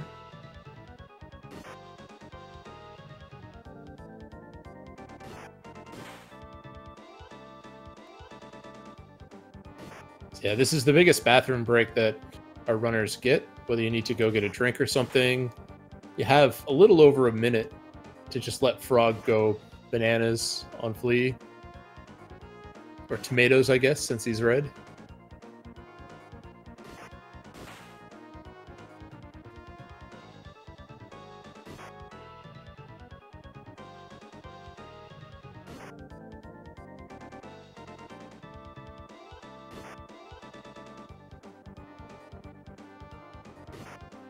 Alright, so I think the next time Frog crits, we're going to see some inputs here. There we go. And these are the attacks that are needed. Otherwise, Flea will do a final attack here.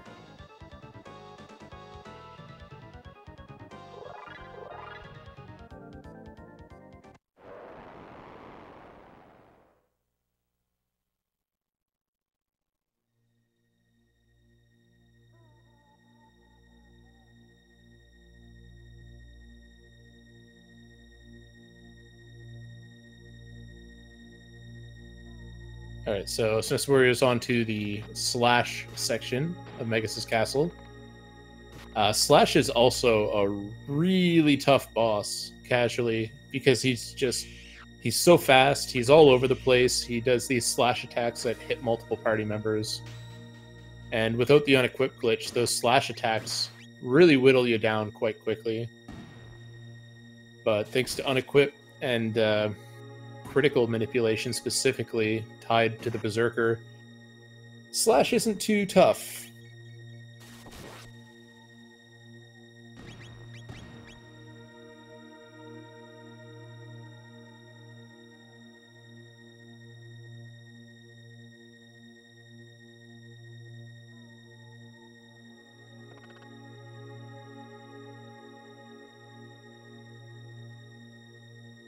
One thing that I didn't really touch on earlier is how critical manipulation specifically works.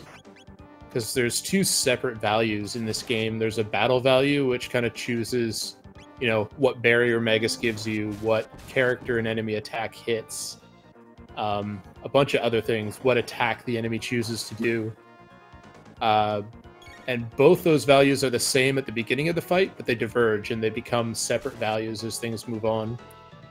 So with criticals, every time a just regular attack happens, it checks to see if it's critical. If you use a bunch of text, it's not going to check your critical value because it doesn't rely on that. Criticals can only happen with a base attack. And every time that attack happens, that critical value increments by 1. There's a table you can look at, actually, and you can tell, like, who is going to be Ruh-roh. I think we're okay. Yeah, so there's a table you can look at to see who's going to get a crit. And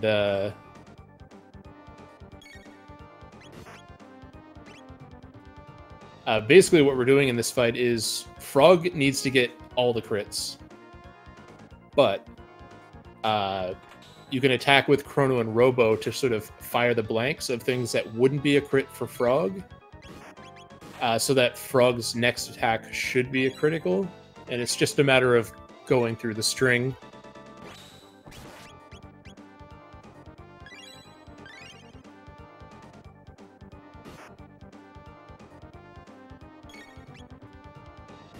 So far, things are looking good. Although I don't think Chrono was supposed to die at the end of that fight, but I don't think it matters either.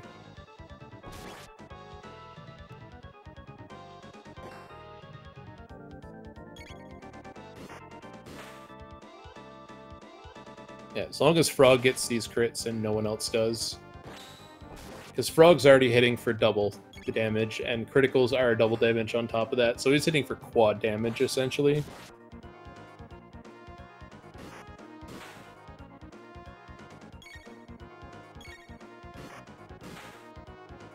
Should be seeing a spin cut coming down on Chrono.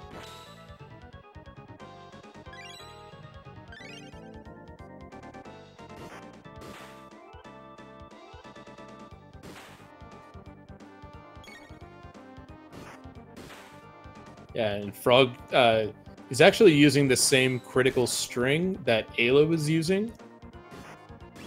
There's 5 crits in a row, or very close to each other at the very least.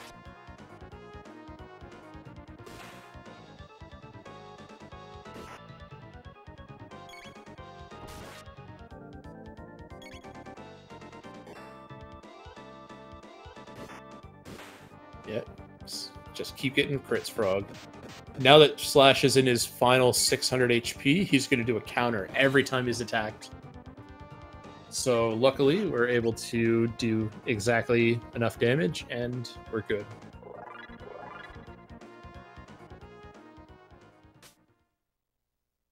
Shoutouts to Marshmallow Glen again.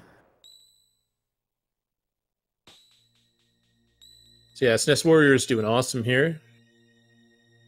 Picked up the Slasher. That's going to give us +2 speed, meaning we're only 1 speed away from maxed out levels, which is pretty insane this early in the game.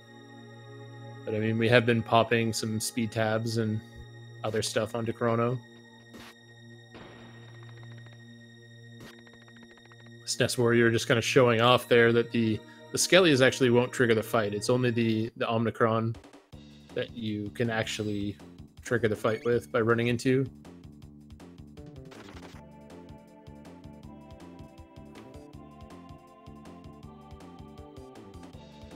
Boom. So yeah, this is the hallway of fights that you run away from. Not too much going on here, but the next couple sections of Magus' castle have some really awesome and interesting platforming. The quick cycles versus the slightly slower cycles, and we're talking like anywhere between like 2 and 8 seconds, depending on the room. The level of difficulty to pull them off grows exponentially.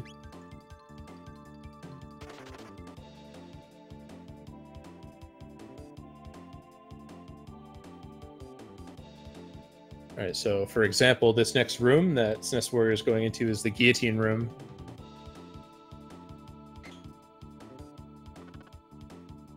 And in order to make it through this room in the quickest way possible, it's quite difficult. SNESWarrior actually looks like you might be okay here. Oh, wow. That's something you don't see every day. There's actually a little 1 pixel wide passage that you can squeeze through there, but it's often really sticky. That was really cool. I don't think I've ever seen someone do that in a race before.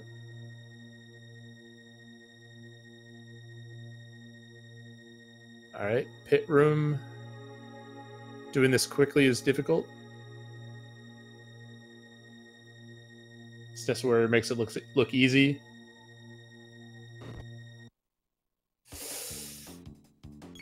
Speaking of making things look easy,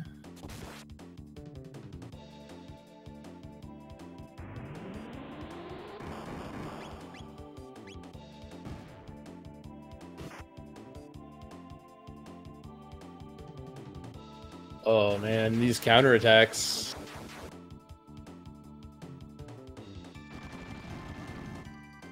Yeah, this is not a good fight to get into.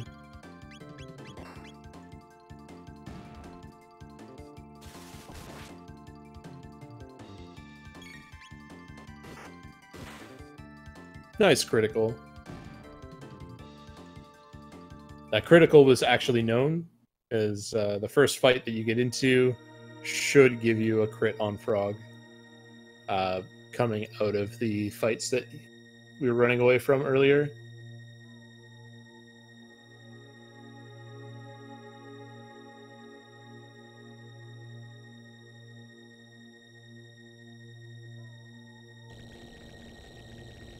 Alright, so this is the hallway of fights that you can only sort of run away from. There's 3 fights here. The second one you can run away from, but the first and the third you cannot. These double crits are insane. That's certainly just random at this point. But hey, that was an awesome fight. Can't argue with that.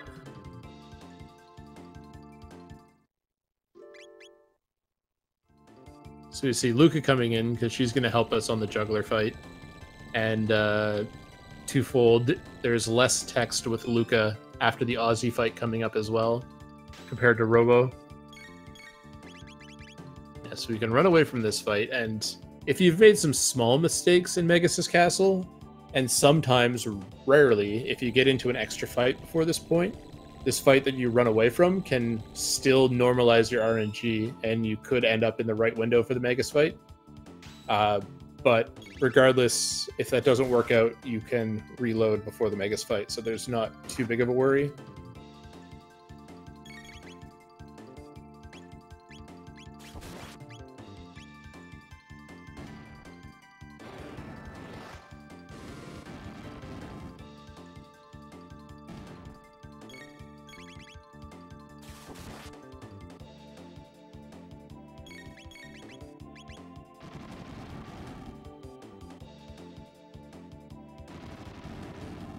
Alright, so Spatula is making his way through the first couple fights in Magus' castle, on his way to the flea fight.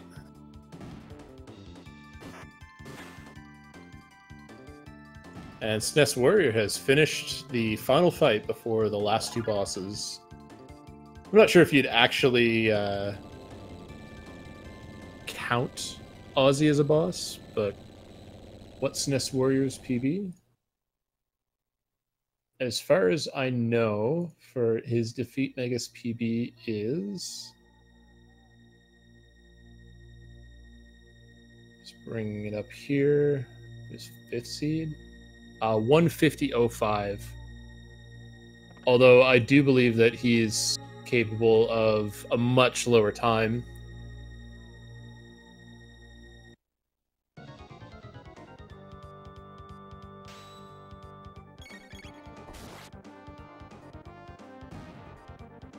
Alright, so yeah, the Aussie fight's kind of a gimmick fight. I'm not gonna lie, it actually got me my first time through casually. Just throwing all of the magic I could at Ozzy. SNESWarrior just taking his time, I guess, making these inputs.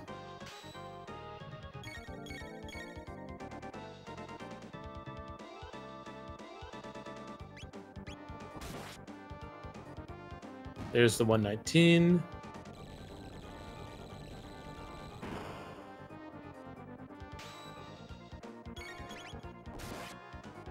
Yeah, Spatula's PB is a lot lower. I think he's gotten sub 2 hours now, which is really nice. Not sure what SNESWarrior was doing there. Maybe he was logging in to Facebook or something, checking some personal messages. Yeah, we gotta swap Robo in before we shelter here, but shelter is definitely necessary. This character has used a lot of techs and got hit a couple times. And we're going to see a reload. So I think this is one of the first safety reloads other than what we saw on Spatula's side. The Magus fight reload is actually pretty tight. It's a small window to hit. Some players will use metronomes. There's an animated GIF that runs at the same BPM as the metronome. Looks like SNESWarrior just has an internal timing by fiddling around with the cursor on the save screen. Whatever works. There's ways that you can hone your ability to hit these loads correctly. It looks like Spatula's heading on his way to the slash fight.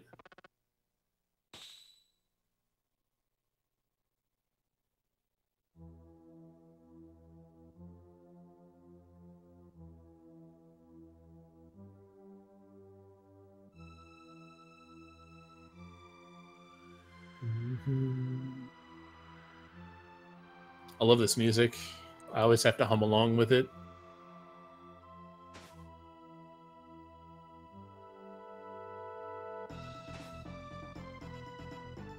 Alright, so what we want to see here is an attack for 30 from Chrono and a shadow barrier. Yeah, 28 in lightning is not what we want to see. If SNESWarrior is going to reset, now is the time. But I think he's probably just going to go for it.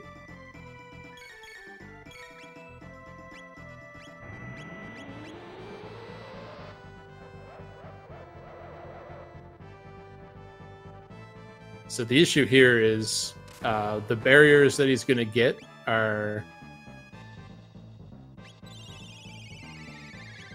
Well, actually, I think this fight, this misload actually was routed out at one point. I'm not sure if SNESWarrior has those notes or not.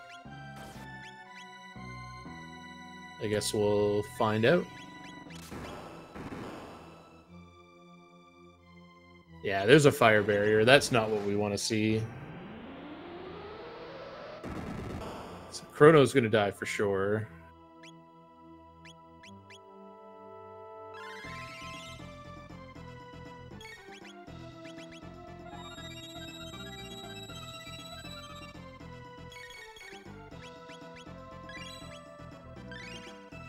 Alright, so this will be a good primer on an unmanipulated Magus fight. We only have access to 2 different types of magic, Lightning and Shadow, from Chrono and Robo. Frog never learned magic, because we never taught it to him. And even then, we'd only have 3 of the 4 types of magic available. Every time that you attack Magus, he's going to change his barrier. Unless Frog attacks him, and the first time Frog attacks him, it's going to lower his defense to that particular type of magic that was the barrier he just cast. A second attack from Frog will also push him into a new barrier type. But getting a Shadow here is ideal. Probably going to see a little bit more healing. Nope, we're just going to go for it. You only need to do about 2,000... what is it? 2,400 damage in this first phase, and he'll go into his second phase. But as it stands right now, it's kind of tough to get that much damage in when Magus is giving you random barriers. There's another Shadow Barrier. That's awesome. So we got 2 Lightning, 2 Shadow. I think that should be enough to push him into his second phase.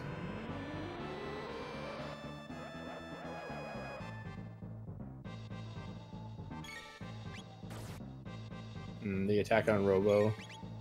Probably heal? No? Okay. So if we don't see Magus throw another barrier here, we know we've pushed him into his next phase, and we did. SNESWarrior is going to try and get another rocket roll off. No, Slash is going to heal.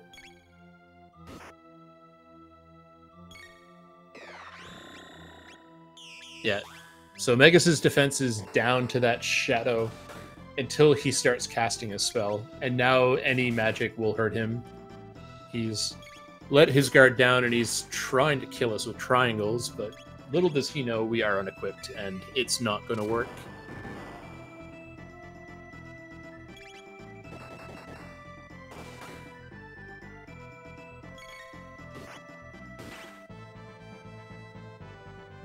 So now that he's in the second phase, there's not really too much that can go super downhill. You just need to spam attacks and deal about the rest of the 4,200 damage.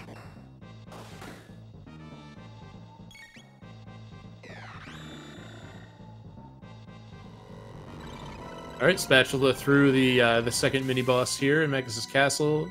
He too has gotten the slasher. Hopefully he remembers to equip it.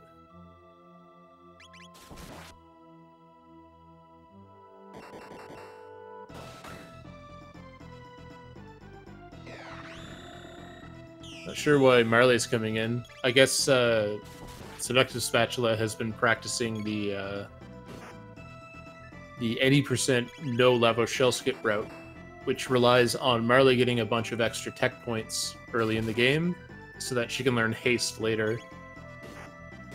And I think that must be the route that he's using here.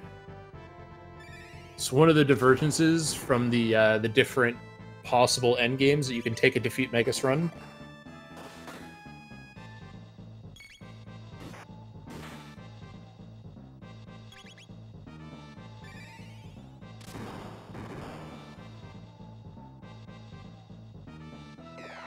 Ooh, this Dark Matter is coming in. That's going to knock Robo down.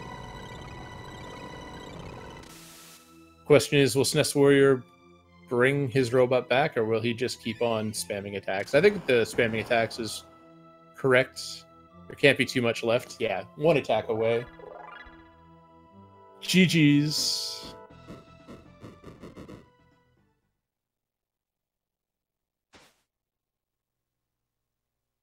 So yeah, SNESWarrior finishes with a time of 1:55 and 10 seconds. And it looks like Spatula has forfeit from the race. He's had enough. I'm not sure if he's going to play it through or not. But there's actually another Chrono Trigger race going on right now on Speed Gaming 3. And I'm actually going to pop over there right now and start doing some commentary there.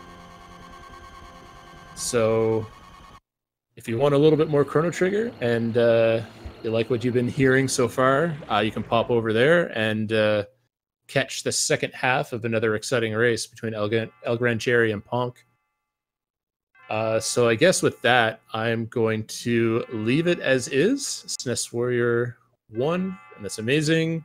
He moves on, and he is going to face Ottavino, who is the number 3 seed. This elimination bracket's pretty stacked on this wing, so we'll see what happens in the future. But as for right now, we will see you on Speed Gaming 3. Thanks for watching, guys. We'll see you in the future.